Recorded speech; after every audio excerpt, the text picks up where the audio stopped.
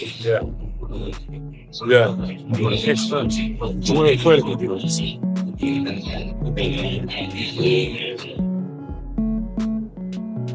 I'm honored to be here.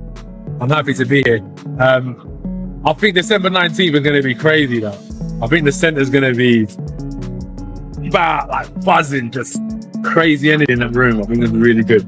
So now, remember I took a year out of the game to refresh because I was just piling on more and more baggage. I just feel fresh, I feel rejuvenated.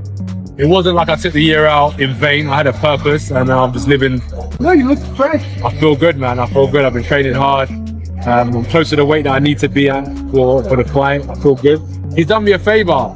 Walking around bulky and heavy, I feel quick. I feel amazing. So I'm looking forward to the fight. That's why I'm just vibing on it.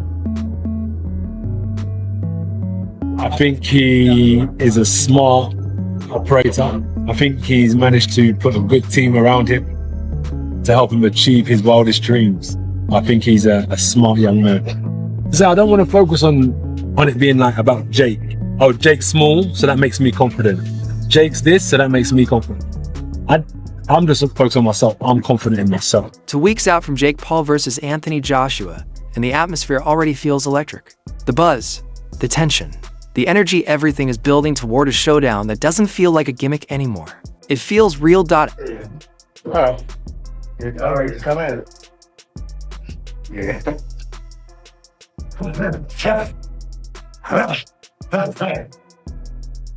Coaches aren't meant to understand that you're tired. Coaches aren't meant to understand that you have emotions.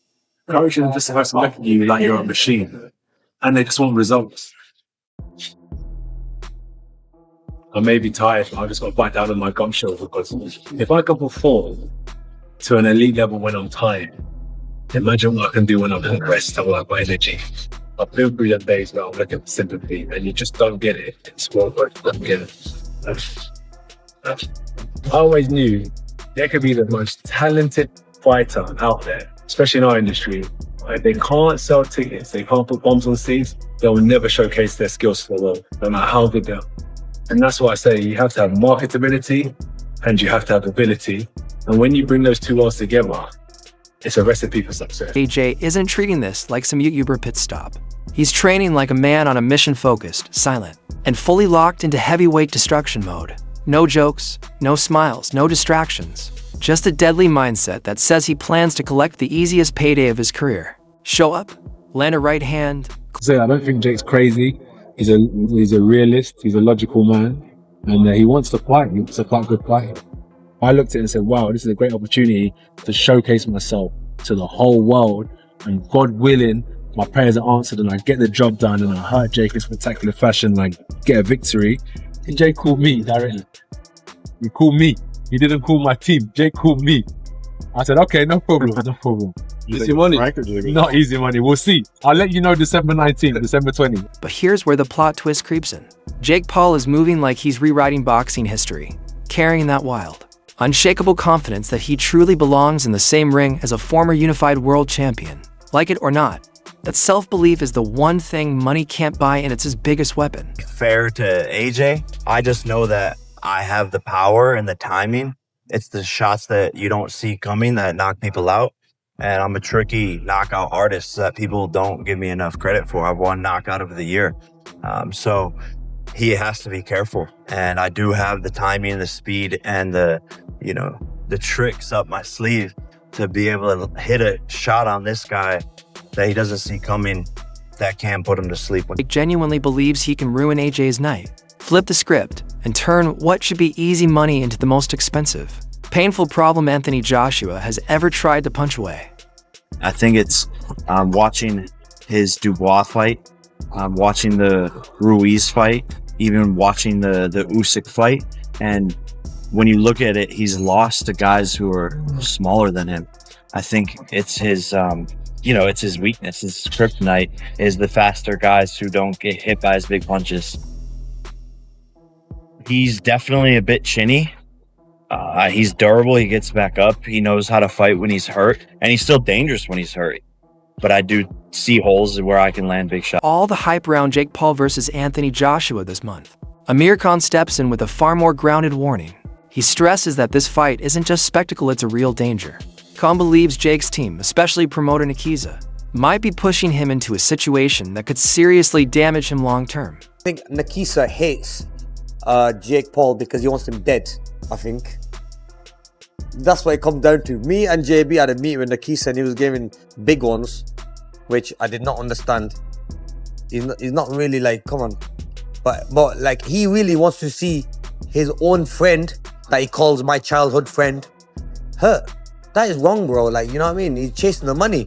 So he's just gone straight to the money and put my man in the firing line against a heavyweight champion who can hurt him and literally cause him problems in the future.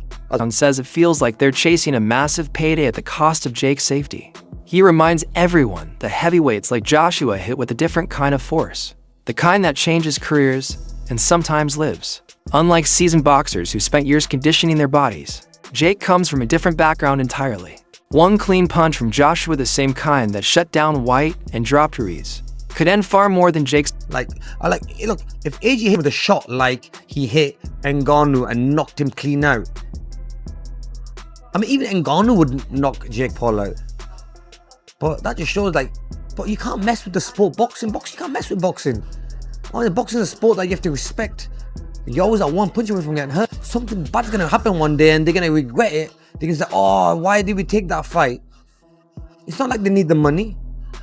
And if I was AJ, and so a YouTuber come to me, who's tiny, who's smaller than me, and weaker than me, and has no experience at all, you think I'm gonna say no to him? Khan admits that some YouTubers like Slim have proven real skill.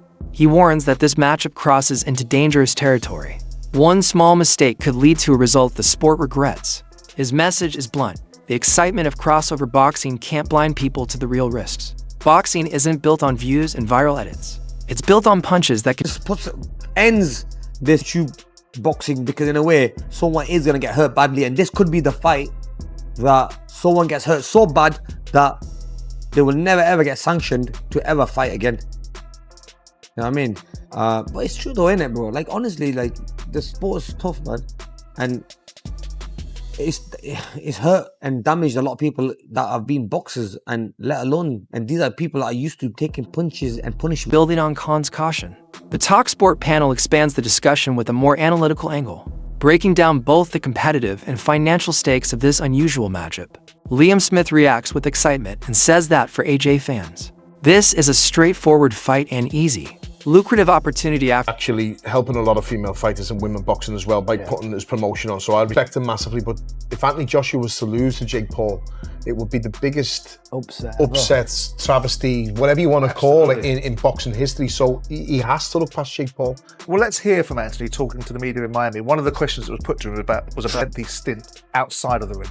So I took 12 months out of the game, realigned my vision board, and consolidated a lot of things, trimmed down my team, and I said I need 12 months to do that. So I took 12 months out of the game, and from September 21st, if you think about it back then, to now, December, that's 3 months. So most people take about 8 to 12 weeks to prepare for a fight. So this was like a preparation for a fight, basically. 9. The panel also highlights that Joshua confirmed a 245-pound fight weight right in the range where he performs best and has eliminated distractions by switching trainers and moving his camp away from London.